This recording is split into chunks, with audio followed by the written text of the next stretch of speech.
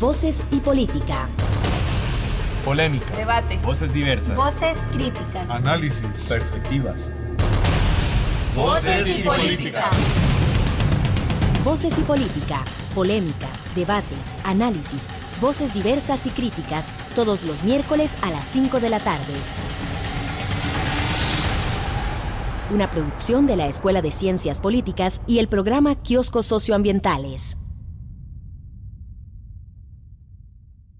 Bienvenidos, bienvenidas al programa Voces y Política de Radio Universidad 96.7 FM. Reciban un cordial saludo de parte de la Escuela de Ciencias Políticas, el programa institucional Kioscos Socioambientales, el semanario Universidad y la sección de Sociología de la Escuela de Estudios Generales. Mi nombre es Nicole Girón Beirute y en conjunto con las estudiantes Valeria Bolaños y Valentina Albini estamos grabando esta edición que usted escucha hoy. Aprovechamos para agradecer a Paolo Marín en los controles de Radio Universidad 96.7 por su colaboración para poder atender esta gran oportunidad para realizar este programa de hoy. Hoy es martes 14 de junio, es un programa grabado y gracias a la invitación extendida por el Centro por la Justicia Internacional, CEGIL, tenemos la gran oportunidad de conversar con la Organización Defensora de Derechos Humanos Pro Búsqueda de El Salvador, así como con familiares acerca de una situación muy dolorosa que ocurrió en el marco del conflicto armado de El Salvador durante la década de 1980 acerca de la desaparición forzada de niños y niñas. Durante este día, en esta oportunidad, tendremos la oportunidad de conversar con Pro Búsqueda y familiares, quienes están en Costa Rica para continuar su trabajo con la Corte Interamericana de Derechos Humanos en el seguimiento específicamente a dos casos conocidos como casos emblemáticos, los casos hermanas Serrano Cruz y hermanos Contreras. Y desde la sección de Sociología de la Escuela de Estudios Generales, agradecemos a Pro Búsqueda y familiares por aceptar esta invitación a conversar. Para nosotras, el programa hoy es un espacio de escucha para reivindicación de la memoria y la verdad, pero también es un llamado a la acción por la permanente búsqueda de justicia en el cumplimiento de los derechos humanos en nuestras democracias y en nuestra región.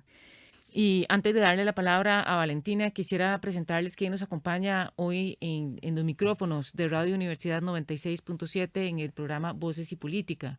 Tenemos el honor de compartir los micrófonos con don Eduardo García. Él es representante, miembro de la organización salvadoreña Pro Búsqueda.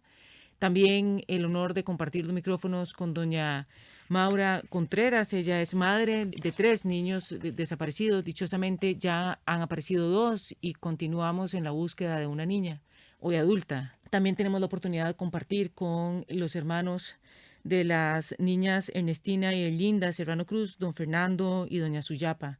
Muchas gracias por acompañarnos y empecemos la conversación. Perfecto, entonces, para empezar, tal vez me gustaría darle la palabra a don Eduardo para que nos explique un poco en qué consistían estos casos. La desaparición forzada de niños y niñas durante el conflicto armado tiene su origen en los campos de batalla, en operaciones militares, donde llegaban los soldados después de asesinar a sus padres. Estos niños eran trasladados a guarniciones militares y de ahí dispuestos por las damas voluntarias de la Cruz Roja o llevados a otros albergues, ¿no? Nosotros hemos identificado 5 formas en la que los niños pudieron ser desaparecidos y desaparecidas. Una fue la apropiación, cuando elementos militares, sobre todo oficiales de alta graduación o particulares, se quedaban con los niños que eran regalados en la puerta del cuartel o entregados, ¿verdad? Y los inscribían como hijos propios, ¿verdad? Ahí es muy difícil resolver si no es con base genética. Estaba también la institucionalización, cuando estos niños eran trasladados a albergues, a orferinatos y permanecían ahí hasta su adultez. En muchos casos estos niños eran adoptados de forma irregular o ilegal cuando se acercaban extranjeros a estos albergues o cuando eran dispuestos por abogados, jueces, procuradores de la República en El Salvador a terceros países. Adopciones express de 72 o 48 horas, ¿verdad?, que duraba el trámite. El reclutamiento forzado, ya fueran por elementos militares o por guerrilleros. La mayor parte, la inmensa mayoría, el 87% de los niños reclutados, de los niños desaparecidos eran reclutados por la Fuerza Armada. El otro 7 a 8% era por efectivos de la guerrilla, ¿verdad?, de esa parte de reclutamiento. el asesinato de los niños. Nosotros hemos tenido la dicha de encontrar a la inmensa mayoría, 463 casos resueltos de 1026 casos denunciados ante ProBúsqueda. La mayoría, el 85%, lo hemos encontrado con vida. El 15% restante están localizados fallecidos, ¿verdad? Y ese sería un poco el fenómeno de la desaparición forzada en el país de niños y niñas. Entonces se podría hablar de que este fenómeno no fue una casualidad, no fue un problema social, no fue simplemente que los niños desaparecieron. Estamos hablando de una desaparición que viene desde las esferas estatales y que es organizada. Efectivamente, fue sistemática y sistémica. Y se incrementó en esa evolución por parte de la Fuerza Armada de atacar el conflicto armado. Los años 70, 82 fueron los años de las mayores masacres, de las operaciones Tierra Arrasada, y ahí implicaba asesinar hombres, mujeres, niños y medios de vida para que no fueran útiles para la guerrilla. Hay una insistencia por parte de Estados Unidos, sobre todo del Congreso de Estados Unidos, de no poder financiar el conflicto armado si se siguen vulnerando de esa manera los derechos humanos en El Salvador, y por tanto la Fuerza Armada salvadoreña y asesorada por Estados Unidos evoluciona de una manera en la que los niños ya no eran asesinados porque quebraba la moral también del soldado, ¿verdad? Y se encuentran con ese fenómeno. ¿Qué hacemos con estos niños y estas niñas, ¿no? Y entonces se da toda esa variedad. Si fue apropiación, adopción, etcétera, o institucionalización de los niños que sacaban del frente de batalla. Entiendo, y usted me está hablando de un conflicto armado. Sin embargo, me gustaría tal vez que explicara un poco más cuál era el contexto que se estaba dando en esta época de la década aproximadamente de los 80s en El Salvador, para que justamente se dieran esas desapariciones y se diera todo este contexto. Hay que hablar de una época de mucha polarización, especialmente en Centroamérica, en donde Estados Unidos regresaba de una guerra larga en Vietnam, de una derrota larga en Vietnam por luchar contra el comunismo, entre comillas, ¿verdad? Y se encontraba con batallas internas o con guerras civiles internas en Centroamérica. Nicaragua estaba a punto de que ganara el Frente Sandinista. En El Salvador había una guerra declarada abiertamente y reconocida a través de México y Francia, de un acuerdo que hicieron. En Honduras, si bien es cierto, no había una guerra civil, pero sí había una presión sobre la impunidad y a través de escuadrones de la muerte y grupos clandestinos que medio gobernaban. Y en Guatemala llevaban ya varios años en conflicto armado.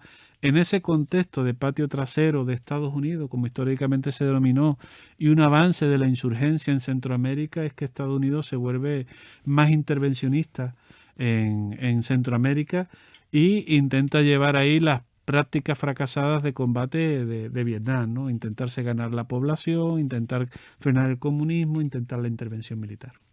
Entiendo, y a partir de todos estos elementos que nos ha venido relatando, ¿me podría explicar tal vez un poco más cuáles eran las circunstancias o los componentes de este tipo de Estado que se tenía en ese entonces, que tras de todo permitieron y fomentaron esta desaparición de niños? El Salvador venía de un largo recorrido de elecciones fraudulentas, de golpes de Estado militares, ¿verdad? En el 79 hay un autogolpe de Estado donde jóvenes militares intentan girar el país hacia un sentido más democrático. Surgen hasta 3 juntas revolucionarias en el 82. En ese contexto del país hay unas elecciones donde se tiene una asamblea constituyente y un presidente interino, ¿verdad?, hasta que se dan las elecciones siguientes. En esa zozobra política era muy fácil que el destacamento militar conservara el poder que venía tradicionalmente conservando y que fuera quien encaminara al país sobre la forma de reprimir ese alzamiento armado de la guerrilla, de impedir ese progreso de la insurrección de la forma más rápida y al costo que fuera necesario. Y por eso en esos 3 primeros años del conflicto armado, donde se dan las grandes masacres, el contexto de Tierra Arrasada, llegando el país a contabilizar más de 35.000 muertos, una tercera parte de lo que tuvo todo el conflicto armado en esos 2-3 años primeros. Entiendo. Entonces, para ponerlo tal vez en otras palabras, haciendo un parafraseo, se podría decir que El Salvador provenía de un contexto en donde internacionalmente existía, ya habían varios conflictos armados, específicamente entre Estados Unidos y el comunismo, intentando de que obviamente no avanzara, y se traslada a El Salvador una posterior guerra civil en donde el Estado deviene un Estado contrainsurgente que aplica sistemáticamente, como mencionaba, los escuadrones de la muerte, que aplica sistemáticamente la violencia y específicamente las desapariciones forzadas de niños. ¿Es correcto? Efectivamente. Perfecto. Entonces, ahora, tal vez para entrarnos un poco más en los casos, me gustaría preguntarle a doña Maura Contreras, tal vez, que nos comente un poco cómo se dio este acontecimiento, cuál es su caso, que nos explique un poco mejor en qué consiste. En el 82, ellos entran ya conocidos, que ya habían estado por ahí. Entonces entran en la mañana, el 25 de agosto, ya cerrado todo el campo, digamos. Allí hacen el masacre de la Conacastada, allí me capturan mis 3 niños. Como ya habían hecho la matazón, a nosotros no los mataron porque yo andaba 5 niños. Los 2 más grandecitos se pudieron librar, yo y el papá de ellos. Entonces a mí me agarraron de la falda del vestido, pero la niña más grande que tenía me ayudó a subir porque son unas montañas espinosas y todo. Allí fue donde me quitaron mis niños, pero yo a los 5 días salí a buscarlos cuando salí del miedo. Llevamos piochas, adones y todo para enterrarlos, decíamos nosotros. Pero a la gente que habían matado le habían echado gasolina y la quemaron todo. Allí me mataron 5 de mis familiares y así fue que como yo ya después quedé viva, gracias a Dios. Ya el 86 yo salí a una zona de expansión que le llaman. Ya pude salir a buscar mis niños así a las partes. Estaba CRIP, estaban las comadres, habían otras, estaba Derechos Humanos, Herbert Anaya. Entonces los empecé buscando y me sacaron unos boletines. En el 94 halló el padre John los boletines y me mandó una carta que yo pensé que mis niños estaban en la guardería de Rosa Virginia. Y yo me fui hasta Chalate, no lo hallé en Chalate al padre John, me fui hasta Guarjila sin conocer y sin nada, y todavía la Fuerza Armada encima. Pero de allí para allá yo había empezado a trabajar con ProBuscar, pero los empecé buscando yo sola en la Cruz Roja, en el diario, en los canales 4, el 2. Y ya con el padre me dijo que fuéramos al canal 12, donde estaba Mauricio Funes. Él tuvo la valentía de sacarlo ya a voz pública, que ya todo el mundo se dio cuenta de eso, tuvieron que hacer, y lo negaban de que no habían secuestros de niños ni nada, pero los mismos soldados que se los llevaban, lo que dice Eduardo, está bien probado de que los mismos militares, porque todos los familiares que hemos reencontrado, el papá de mi compañero de vida y todo, se han encontrado con los militares, no se han encontrado con gente civil. Es que así es como sucedió el fracaso y todavía sigo buscando a mi niña. Y la niña chiquita que me falta tenía 4 meses, 5 días. Eso eran. No éramos guerrilleros, nadie. No había guerrilla en ese entonces donde nosotros vivíamos. Ellos fueron los que empezaron como cuchineros, ganaderos. Al que encontraban, al que hallaban en la casa, lo mataban. Y eso yo se los digo, y si está alguno vivo, pues que diga que no estoy mintiendo.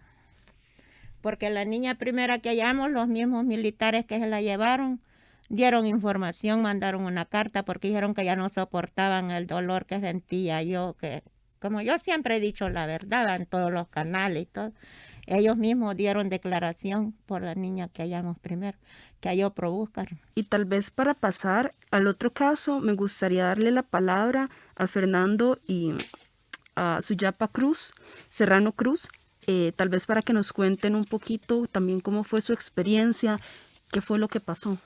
Bueno, para mí, pues como andábamos mi mamá, mi papá, mis hermanas y Fernando bien chiquito, ¿verdad? Y hubo un operativo bien grande en el 82.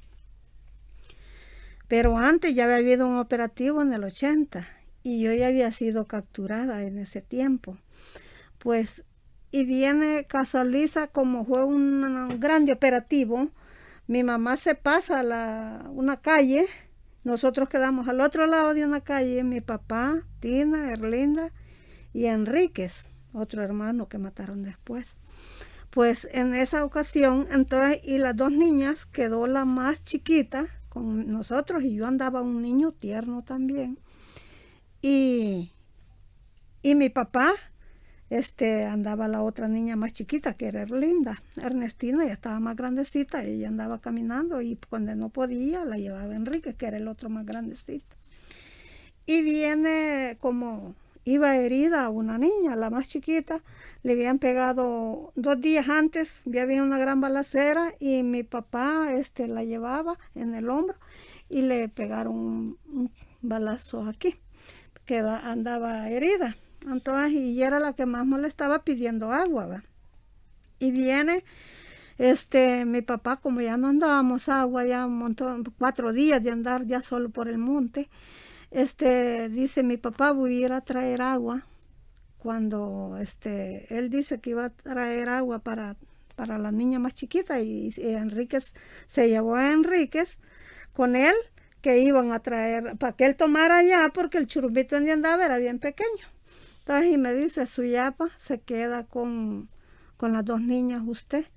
Y como ya andaba el niño que tenía 11 meses de edad, entonces por miedo de que el niño llorara y los hallaran a los 4 que estábamos, dije yo, le digo a Ernestina, que era la más grandecita, Ernestina, le digo yo, se queda usted con la Erlinda y mi papá ya va a venir con el agua y yo me voy a bajar tantito más abajo porque no nos encuentren juntos, porque como yo ya había sido capturada me daba mucho miedo, porque no tampoco me fui porque ellos me dejaron ir, no porque yo me corrí. Entonces yo me le salí de la casa, tenía una ventana y me salí por esa ventana. Entonces por eso me daba mucho miedo que si a mí me hallaban me iban a matar. Entonces dije yo, si a ellas las encuentran, a ellas tal vez no las matan. Y si a mí me encuentran, me matan. Entonces, por tal de protegerlas, librarlas a ellas, las dejé, pero no las dejé lejos, las dejé cerca. Entonces, cuando de presto oigo la grandísima tirazón que venían bajando soldados para abajo, entonces por unas lomas de unos grandes montes venían bajando los soldados para abajo y nosotros, y yo afligida, pues como estaba cerca, bien oí yo cuando los soldados gritaron y dijeron de que pues habían unas niñas. Entonces y andaban helicópteros todos rondando arriba, como había habido una rompida de cerco que ya había pasado una parte de gente y la otra parte había retrocedido para atrás. Pues, y ya cuando las niñas las hallan, ellos gritan que si qué hacían de esas niñas, si se las llevaban o qué. Entonces dijeron que el helicóptero ya no iba a llegar ese día. Pues, pero después, cuando se oían tiros, se oyó que las niñas lloraron y todo, y ya después ya no se oyó nada. Entonces, y dije yo, bueno, ¿qué pasó? Entonces, cuando ya estaba como oscureciendo la noche, voy yo a la parte donde la había dejado y no había nada. Entonces solo habían unos cumbitos, latitas, como que le habían dado comida. Entonces ahí en ese puestecito y ya no había nada. Entonces me bajo yo a la misma quebradita para abajo con mis niños y voy a encuentro a mi papá que venía para arriba. Entonces y le expliqué yo y mi papá todavía no se sentía bien convencido y él regresa y va al mismo lugar donde yo le decía que habían, y me decía mi papá, ¿y por qué me las dejó? Entonces, ¿y por qué me las dejó? Y yo le decía, entonces, bueno, fue bien duro para mí, ¿verdad? Como hermanas. Sabe explicar esto para mí es muy duro porque mi papá muy molesto después viene cuando no halló nada, se fue y agarra a Enríquez, mi hermano, y él se lo lleva y me quedo yo. Entonces pasé varios días escondida, huyendo con mi niño, y después como mi mamá se había ido con Rosa, mi hermanita más chiquita, y él. Entonces fueron los que pasaron la rompida de cerco, que supuestamente ellos guindearon por otros lugares. Ya mi mamá regresa hasta en julio, el final de julio, y empieza mi mamá también bien molesta conmigo y con mi papá. Entonces fue bien duro para mí eso, Pues después, a los tiempos después, matan a mi papá y después nos refugiamos, nos fuimos a Honduras. Cuando estuvimos refugiados ya en Honduras, regresamos después en el 87 regresamos a Guarjila, y es cuando mi mamá empieza a dar trasimodos de a como pudiera buscar. Pero le decía el padre, espérate Victoria, espérate, tal vez como ya iba el proceso de los acuerdos de paz, van a hacer la comisión de la verdad y ahí se van a poner estos casos, le decía el padre.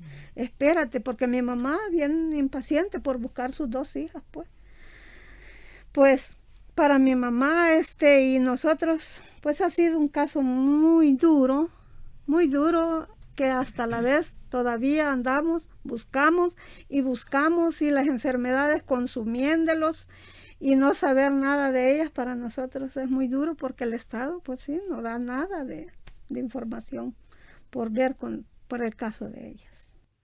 Bueno, lamentamos muchísimo escuchar los testimonios, ¿verdad? Muy dolorosos, y les agradecemos muchísimo que lo compartan una y otra vez para nosotros como comunidad universitaria y para estudiantes y profesores. Es importante reconocer, recordar y que no se olvide que estos casos ocurrieron, porque queremos en efecto que se reconozca que realmente ocurrieron, cosa que el Estado de El Salvador le ha costado mucho hacerlo, ¿verdad? Y bueno, sigue siendo parte de la lucha por la justicia, pero les agradecemos que con estos testimonios trabajemos sobre la memoria, en búsqueda de la verdad y en búsqueda de la justicia por el cumplimiento de los derechos humanos. Entonces les agradecemos muchísimo y nos solidarizamos muchísimo con el dolor y con su búsqueda.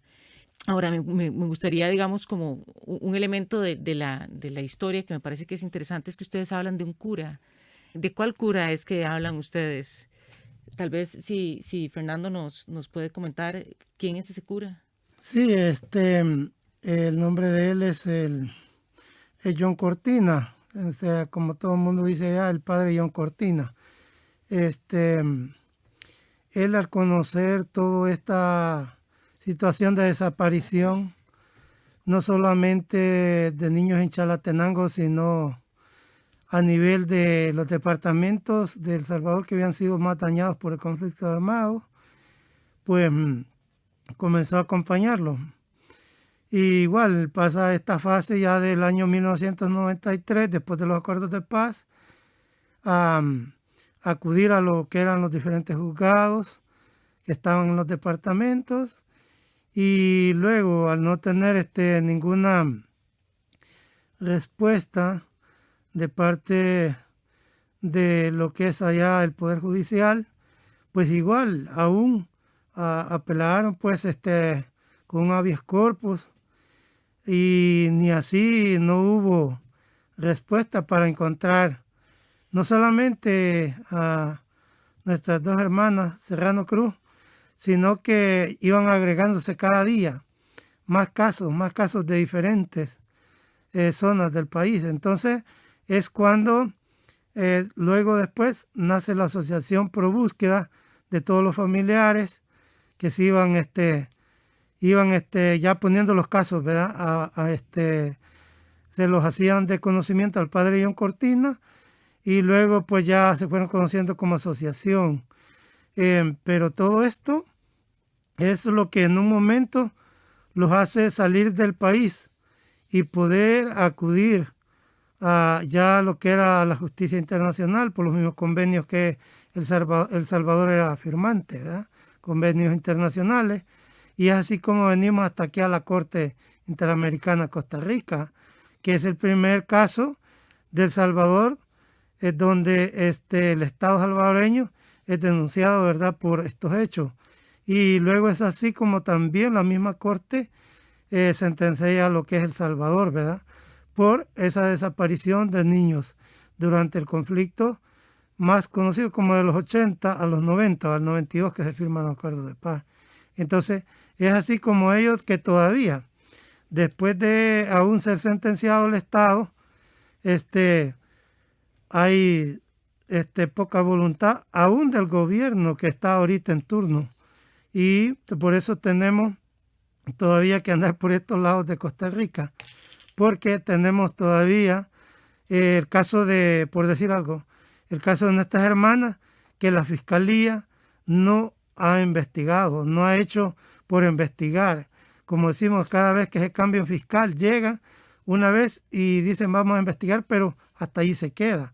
Entonces, estamos hablando de una sentencia del 2005 y entonces ya 17 años casi de esto y todavía sin dar con el paradero de ellas, igual con otros casos de desaparición de estos mismos años de lo que ya relataron acá los compañeros y familias presentes. Qué importante lo que está mencionando don Fernando, porque justamente después esto desarrollará lo que vendría siendo un contexto todavía más grande y la labor de ustedes, de los que están aquí, justamente de buscar a esos niños. Nuevamente le agradecemos los testimonios que han estado brindando, porque justamente en este programa nos gustaría darles visibilidad, que el pueblo costarricense escuche estos testimonios, que sepan lo que pasó en ese evento tan importante, en ese contexto histórico, tener la verdad de lo que pasó y sobre todo recordarlo, tener memoria y justicia, buscar siempre la justicia.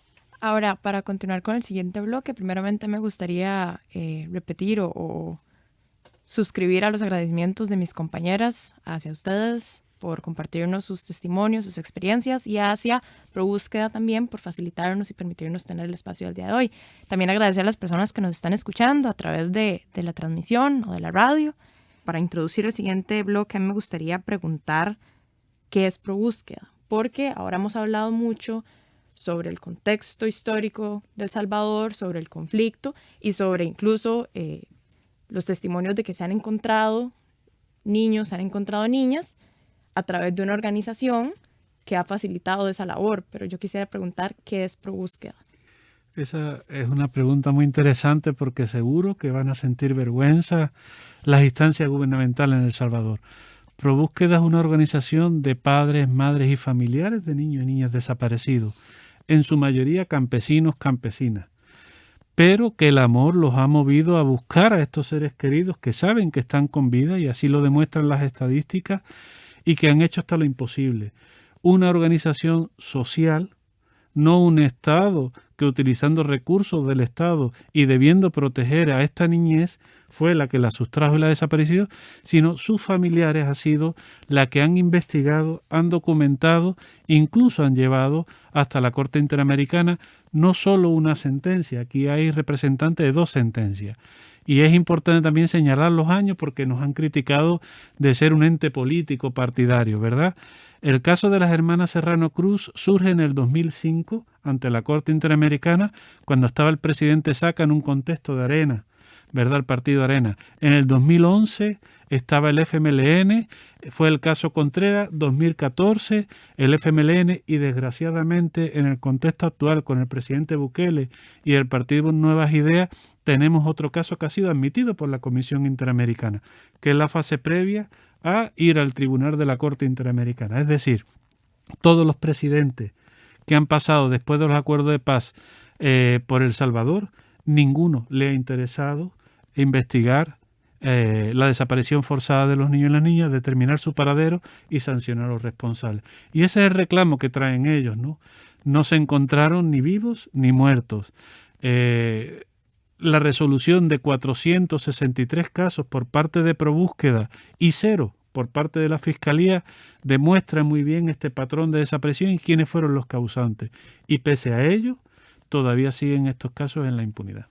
Don Eduardo, hace un ratito usted nos comentaba que a veces se realiza el cuestionamiento de por qué hasta ahora, digamos, por qué hasta ahora es que se están realizando estas búsquedas o por qué hasta ahora es que se están planteando estas desapariciones de algo que pasó hace mucho tiempo. ¿Qué tan cierto es esto? Eso no es cierto. Maura lo dijo claramente.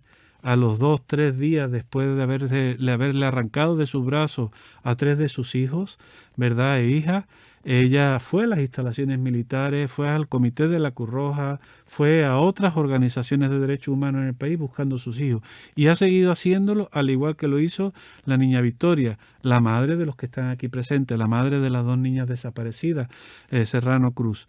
De hecho, estos casos han estado interpuestos ante los juzgados de paz y de primera instancia de El Salvador en el año 94. En el año 96 hubo un informe para 150 casos de niñas desaparecidas que ya había documentado por búsqueda, ¿verdad?, a escasos 1 año o 2 de haber surgido por parte de la Procuraduría de Derechos Humanos, más todo el largo preliminar de agotamiento de instancias internas como la Sala de lo Constitucional mediante habeas corpus.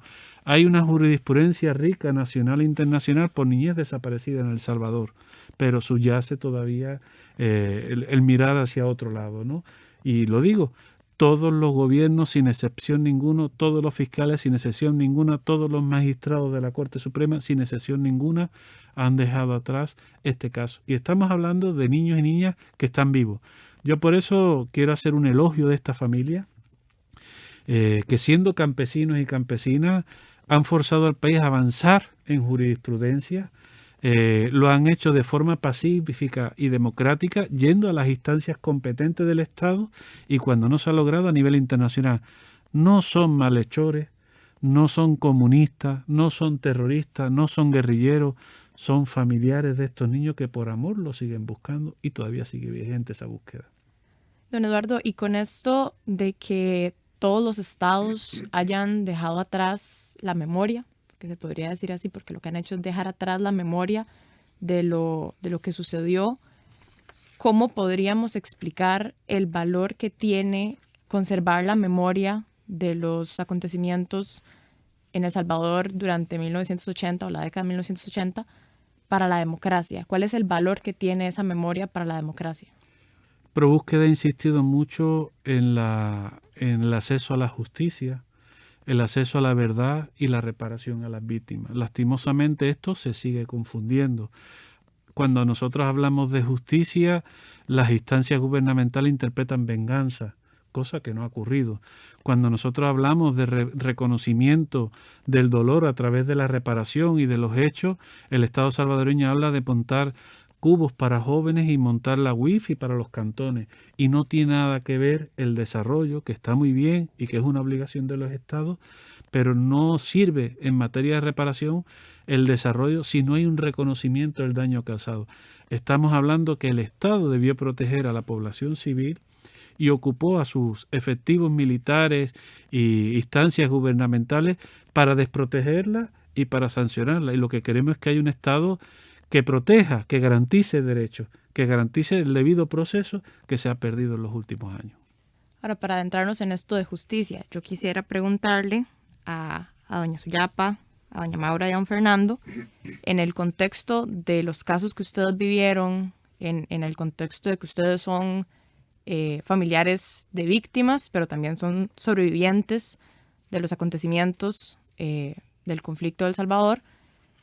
Yo quisiera preguntarles, quizás podemos empezar por Fernando, vamos al revés a como empezamos antes, ¿qué es justicia para ustedes en este caso? Sí, bueno, justicia nosotros lo vemos del punto en que debe de veramente empezando por conocer la verdad, porque como ya se decía y se dice, a tantos años, 40 años o ya casi, pues podría decirse por qué se busca o por qué se pide justicia ya en estos casos, si estos niños ya son adultos y ya todo esto, y esto ya debería de pasar al olvido. Una cosa es perdón, otra cosa es olvido. Y en el caso, las heridas todavía están ahí, no se han sanado, mientras no conozcamos la verdad y se haga justicia. Porque se siguen negando ellos en el caso de que tales hechos sucedieron en El Salvador, donde, por ejemplo, el caso de nuestra hermana Serrano Cruz, sucede como conocida por la población de la zona de Chalatenango, la Guinda de Mayo, pero ellos le daban el nombre de tierra rasada. Entonces, y aún que hay muchas evidencias de que estos hechos ocurrieron, llegó un momento donde el Estado negó tales cosas. Y si no hubieran estado los escritos y si no hubieran estado muchas evidencias de esas cosas, entonces hubieran seguido insistiendo o diciendo de que nosotros lo que veíamos o buscábamos era otra cosa, no tanto encontrar a esos seres queridos. Entonces, y como decimos, si la justicia nunca llega, nunca se aplica, entonces estas heridas nunca sanan, porque no conocemos qué fue el verdadero paradero de estos seres queridos. Entonces, y hasta ahora, ¿por qué siguen naciendo o saliendo nuevos casos de familiares que siguen dando a conocer los nombres de esos seres queridos desaparecidos? Porque todavía en este país de El Salvador no ha habido una justicia de veramente como se dice. O sea, es como siempre seguir repitiéndose esto que la serpiente siempre muerde al descalzo. Entonces, y en este caso son hijos de campesinos, de gente humilde, sin estudio y sin recursos. Entonces, y si fueran, por decir algo, hijos de las familias poderosas, económicamente hablando, influyentes en el país de El Salvador, quizás la cosa fuera diferente. Pero como son familias campesinas, somos familias campesinas, y entonces nunca para ellos lo vieron algo así que podía transcurrir o pasar de las fronteras de El Salvador, llegar a un nivel de acudir a una corte internacional. Entonces, es por ello que entonces la misma Corte Suprema de Justicia no hace justicia, no hay justicia, porque cuando se trata de pagar algo, sí se lo aplican, ¿verdad? Hasta el campesino que vive en la parte más remota, pero cuando se trata de llevarlos ante la ley, ahí no se aplica contra estos militares que aún son coroneles, que muchos de ellos viven, que muchos de ellos saben quiénes eran los jefes de estos batallones que andaban en estos operativos militares. Entonces ahí no se aplica, pues ahí no hay justicia. Entonces, por eso es que nosotros seguimos creyendo en que en El Salvador la justicia no alcanza a los de arriba, sino que solo se la aplican al de abajo. Doña Silvia, ¿pues usted le gustaría agregar algo a la respuesta de su hermano con respecto a qué esperan ustedes de la justicia? ¿Qué es justicia? Fíjese de que sí, yo, como dijo Fernando, ¿verdad? En un caso, nosotros como los campesinos siempre los ven de menos y todo. Y a mí cuando vine a la corte hasta dijo que vino Acevedo Peralta, que no recuerdo, el canciller dijo de que mucha gente decía que mis hermanas no habían existido. Se pone a creer que nosotros vamos a andar buscando lo que nunca hemos perdido y lo que no existe. Entonces eso, pues sí, los niños cuando son menores de edad, que son bien niños, como no sirven, pues sí, no les sirve a nadie, que solo la familia es la que los cuida y sabe que los tiene, pues esos son los que saben que ahí sí están esos niños. Entonces, pues para mí he sufrido tanto dolor en mi acuerdo, que dijo de que nosotros dinero buscábamos y nosotros buscamos mis hermanas. Somos pobres, pero vivimos lo que vivimos y no buscábamos como él existió, que dijo que dinero, pues en vez de decirme, pues miren, niña Suyapa, en esos tiempos sufrieron muchas cosas y les vamos a apoyar por ver qué hacemos, por dar con el paradero de ellas, mejor sale diciendo eso y todavía de ajuste me acabó de sembrar cuando vamos al canal 21 del Salvador, me vuelve a llamar y me vuelve a insistir. Entonces, como él no las vio, pues nosotros que sabemos que insistieron por nosotros, ¿cuándo nos podemos cansar? Si no damos con el paradero de ellas, pues, pero nosotros ahí estamos, aun cuando sea enfermos, luchando, pero ahí estamos cuando se puede hacer algo. Pero nunca vamos a dejar el brazo torcer porque ellos los quieran. Pues sí que dicen una cosa, los dicen otra, para ver si nosotros nos quedamos ahí, pero no, porque son dos. Si una no aparece, aparece otra. Entonces, y no podemos más, solamente. Doña Maura, usted ahora nos comentaba que usted ya logró encontrar a 2 de sus hijos con la ayuda de ProBúsqueda, y seguimos todavía en la búsqueda por la niña más chiquita. Sí. Para usted le planteo la misma pregunta. ¿Cómo explicaría usted lo que espera usted de la justicia? ¿Qué es justicia? Pues yo espero de la justicia de que de verdad haya justicia. Nosotros nunca hemos pedido dinero, digamos así. Ellos siempre se aplican de que nosotros buscamos eso porque los den dinero. O que hoy que la Corte Interamericana, ya que la ganamos, ellos dijeron que con repararlos que los iban a hacer, dijeron que el nombre de la escuela de donde vivíamos, lo pusieron el nombre de la escuela. Yo les dije que con nada me reparaban a mí, con nada. Con lo único que me reparaban eran con hallar mis hijos. Hicieran escuela, nombres de escuela, hicieran lo que hicieran, a mí con eso no me reparaban. Bueno, eso lo ordenó la Corte, ¿va? Una pequeña reparación, el acto de perdón, que lo hicieron, que no fue ni el presidente, no, que mandó siempre al canciller o no sé a quién, va. Pero con eso no me han reparado a mí. A mí me tienen reparada un poco con haber reencontrado a mis 2 niñas, pero de allí que con dinero, con esas cosas que fue verdad que la Corte lo dijo. Ahora lo de atención médica, ellos no lo están cumpliendo tampoco, lo que la Corte les ha ordenado. No cumplen nada de lo que la Corte les dice. Entonces yo con lo único que me reparan es con eso.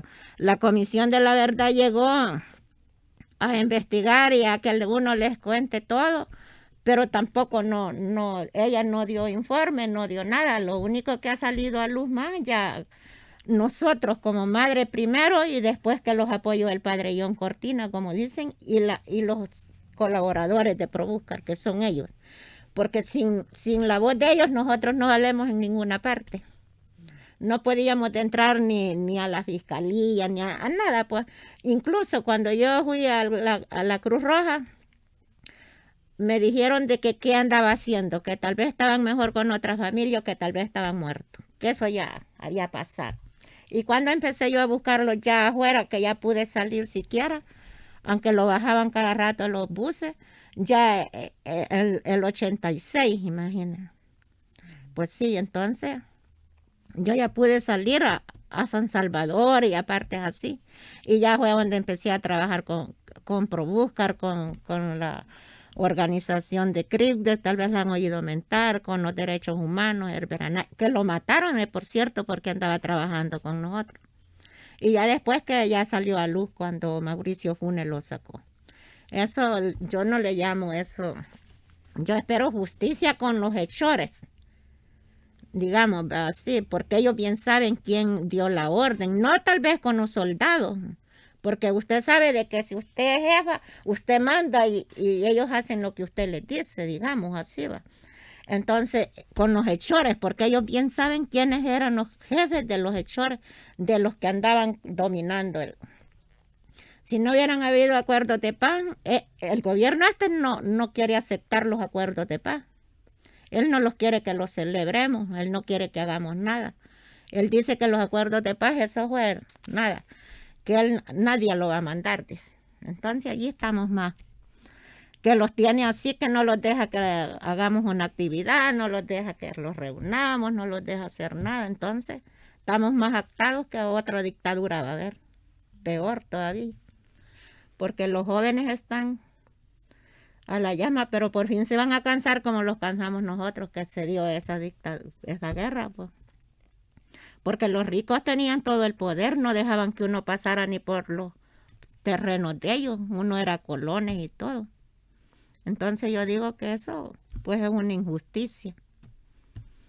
Don Eduardo, y ahora quizás con respecto al sistema interamericano y a toda esta jurisprudencia que usted nos comentaba que existe en el marco de derechos humanos, ¿de qué manera podría a través del proceso que están llevando ustedes hacerse justicia real, basada en las ideas y los conceptos y las necesidades que ahora nos acaban de plantear, no solo para doña Maura, para doña Suyapa y para don Fernando, sino también para otras víctimas que también vivieron y experimentaron el conflicto de El Salvador en 1980?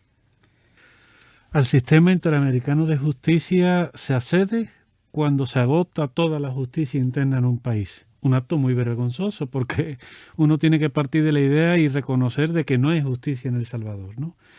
Nosotros entendemos que la Corte Interamericana no solo emite sentencia, sino que tiene que obligar de alguna manera a su cumplimiento, tiene que darle seguimiento, ¿verdad? La Corte Interamericana sentenció el caso de las hermanas Serrano en 2005, hace 17 años, y el caso de Maura hace 11 años. Y el hilo conductor de todas las sentencias es la no investigación. Entonces, no puede haber verdad si no se abren los archivos militares y se sienta un precedente que el destacamento militar está debajo del poder civil.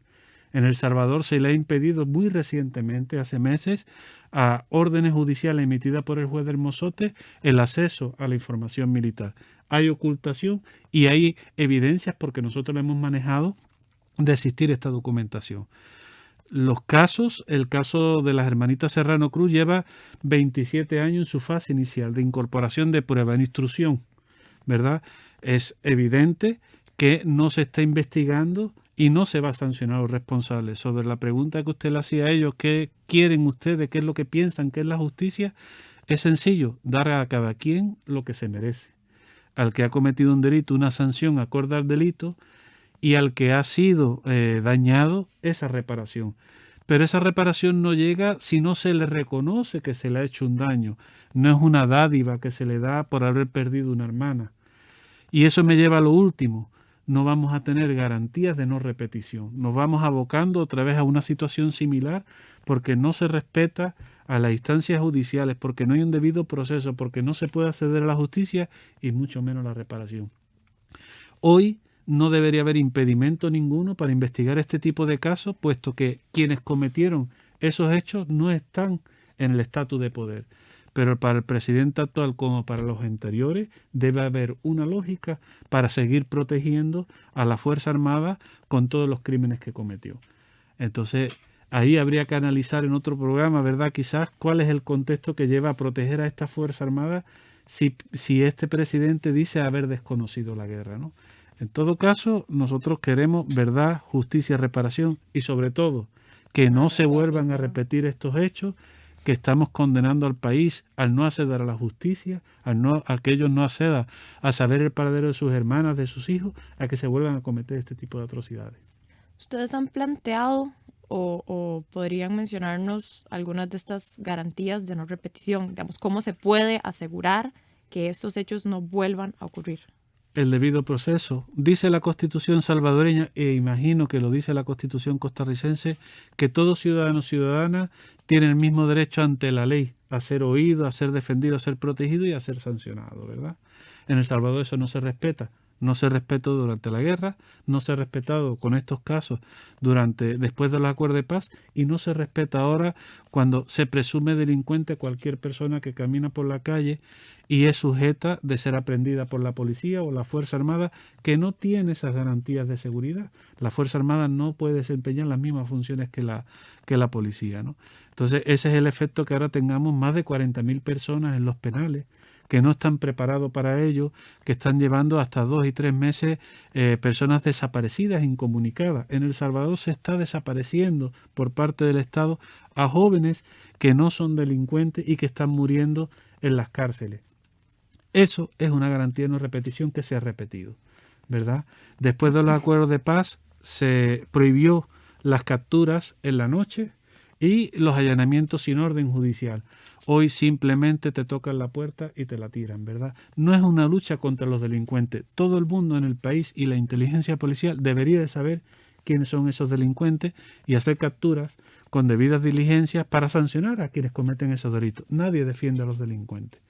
A lo que estamos defendiendo es a que se presuma la inocencia con una persona con la que no se aporta ningún tipo de prueba. Yo en este sentido quisiera aportar o recalcar la importancia que tiene entonces fortalecer nuestras instituciones de justicia, fortalecer los procesos, fortalecer nuestras normativas para justamente asegurar que esta clase de situaciones no se den y para que no se dé lo que se ha dado en muchos países y sobre todo en nuestra región, que es que el Estado establece una diferencia entre los válidos y los que no, los legítimos y los ilegítimos. Y desgraciadamente esa diferencia es la que termina generando o permitiendo que se den esta clase de acontecimientos. Vale, no sé si vos querés agregar algo. Y también que a todos los está echando preso, a todos los que trabajaban antes. Los jueces, los fiscales, los alcaldes, todos los tienen. ¿Los echan a todos? A todos. Presos los tiene. Antes de que entrara al poder los alcaldes, los echó presos a todos los alcaldes que estaban de los gobiernos anteriores. Desde hace un año no hay una ley que sea aprobada en la Asamblea que no provenga de Casa Presidencial. Hay persecución política. Hay persecución completamente política. Unilateral. La Fiscalía, los jueces son elegidos en Casa Presidencial y avalados porque se tienen los votos, la mayoría en la Asamblea. Por tanto, ya no hay diferencia entre los tres órganos, sino que es el presidente el que decide quiénes son los jueces y cuando no está satisfecho con las resoluciones son removidos por orden presidencial a través de la Sala Constitucional a departamentos más alejados, marginados, simplemente expulsados, ¿no? Igual pasa con los diputados. Sí, no hay una división de poder, el poder está completamente centralizado. Eso se acabó hace un año, cuando entró la nueva Asamblea Legislativa, ya se intentó, hay un antecedente por parte del presidente de llegar a la Asamblea, usurparla, ¿verdad? Y intentar disolverla. No pudo, gracias a las presiones internacionales, en su primer año de gobierno. 2 años después, cuando la Asamblea consigue una mayoría de votos, es la que elige y, como le digo, no hay ninguna legislación. Todas las propuestas de leyes para bancos de perfiles genéticos que hemos propuesto a las organizaciones fueron enviadas a archivo. Si no pasa por Casa Presidencial la ley, la Asamblea no la va a aprobar. Es un simple pasapapeles esta Asamblea Legislativa. Bueno, al menos por mi parte me gustaría mencionar memoria, verdad y justicia. Creo que algo que podría tal vez no garantizar, pero sí reducir esos acontecimientos al mínimo es justamente esos tres conceptos, me parecen claves. Memoria, verdad y justicia. Que las personas incluso que no pertenecen a ese contexto, que no son salvadoreñas o incluso que no sean latinoamericanas, que se informen, que busquen información, que recuerden estos casos, que no se queden justamente solo en el pasado, que se aprendan de ello. Bueno, les agradecemos muchísimo, se acabó el tiempo, pero les agradecemos haber compartido su experiencia, su vida, su trabajo en el ejercicio del fortalecimiento de la justicia en El Salvador. Y bueno, tomamos nota también nosotras para el fortalecimiento de la justicia también en Costa Rica. Memoria, verdad y justicia, y les agradecemos muchísimo haber participado. Gracias. Les agradecemos a ustedes también Muchísimas por habernos gracias. apoyado en este doloroso dolor que tenemos. Les hacemos el pedido a todas que si algo saben de los niños desaparecidos, de quien sea, alguna madre que sepa que ha criado un hijo que no es de ella, pues que dé información a cualquier instancia. Voces y Política. Escuchó Voces y Política, una producción de la Escuela de Ciencias Políticas y el programa Kioscos Socioambientales. Escúchenos el próximo miércoles a las 5 de la tarde por Radio Universidad 96.7 FM. Voces y Política. Polémica. Debate. Voces diversas. Voces críticas. Análisis. Perspectivas.